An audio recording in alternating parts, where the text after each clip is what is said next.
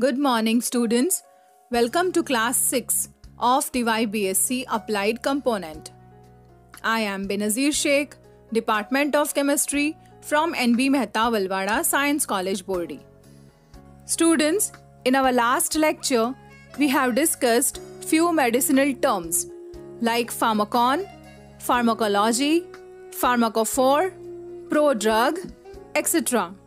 So in today's lecture, we are going to have a brief idea of the following terms like receptor, agonist, antagonist, drug receptor interaction, drug potency, and bioavailability.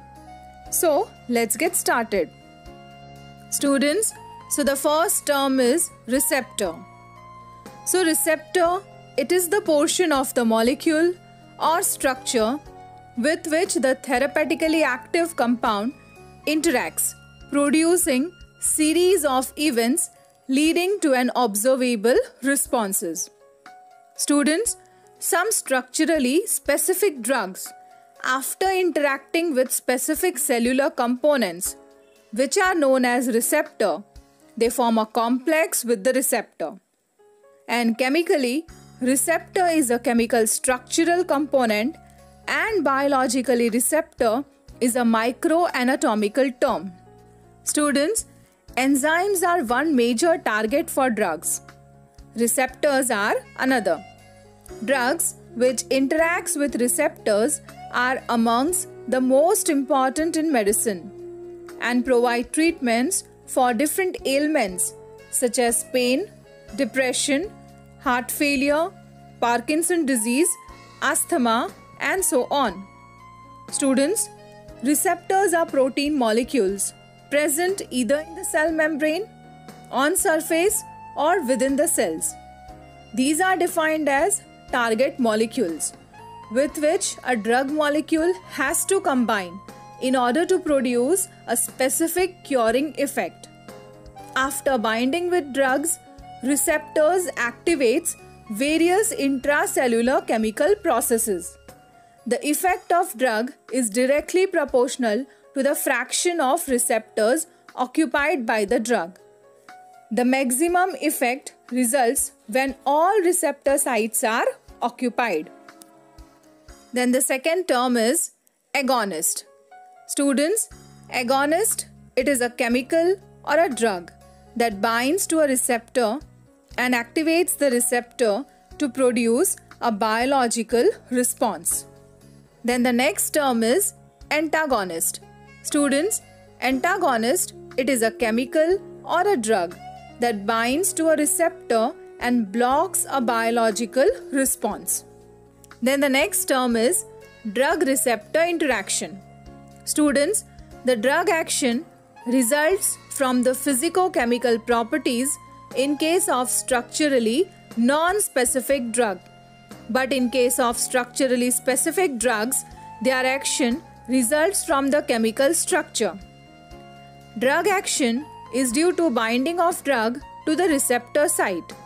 The drug binding is due to ionic or non-ionic forces. Students, non-ionic binding is due to hydrogen bonding, hydrophobic bonding, and van der Waals forces.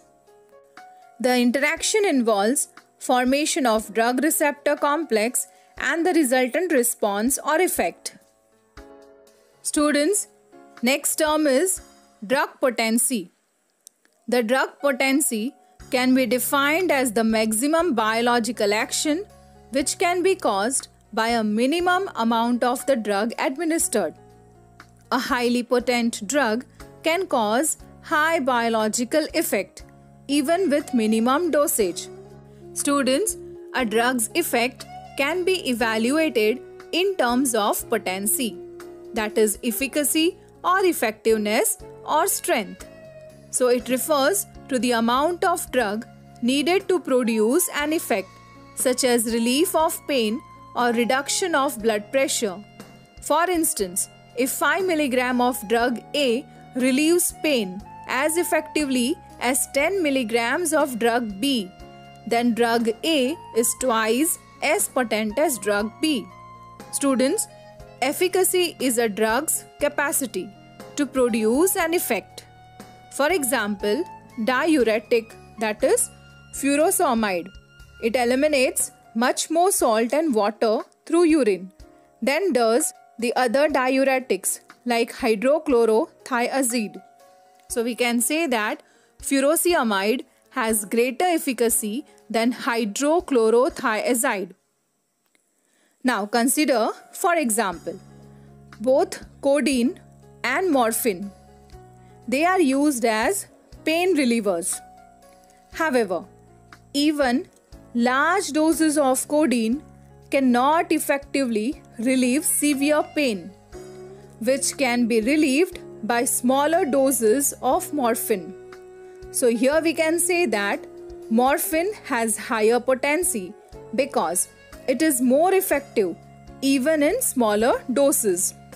Students, the biological response resulting from various dosages of drug can be represented as DRC, that is dose response curve. Students, the dose response curve indicates that the drug 2 can provide a full response only at higher concentration than that required for drug 1. Hence, drug 2 is considered to be less potent than drug 1. Similarly, students, drug 3 is less potent than drug 2. The decreased potency may be due to following reasons: due to less efficient distribution to the receptor, or less affinity for the receptor, or greater rate of metabolism or excretion. Then the next term is bioavailability. Students, it is defined as the percentage of the biologically active drug which is absorbed from a given dosage form and reaches the systemic circulation in the body following administration of the drug. It depends on the route by which it is administered. When the drug is given by intravascular route, the bioavailability is 100%. However, it will be much less in case of oral administration. Students, when it is given by oral route, the drug may not be fully absorbed, or it may undergo metabolic changes in liver or intestine, or it may be excreted before it is absorbed. Students, the bioavailability can be found by measuring the concentration of the drug in blood or urine sample at regular intervals and plotting the concentration time curve.